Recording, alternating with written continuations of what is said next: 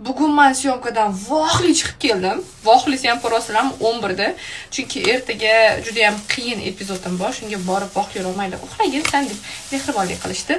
Hozirga yana bitta zo'r narsani aytay. Kenim keldilar. Buni qaranglar. Menga kenim kelganlaridan shunaqa tarkoy narsalar pishirib qo'yibdilar. Kenim medinstitut o'qiydilar. Nima deylardi? Medinstitutmi? Ha, medinstitut o'qiydilar. Bitirdilar, точнее. Oxirgi ekzamendagi kelganlar.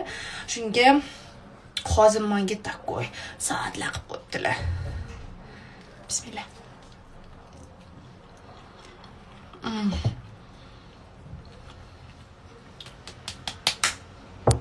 Rahmat, keyin qo'llaringiz dard ko'rmasin.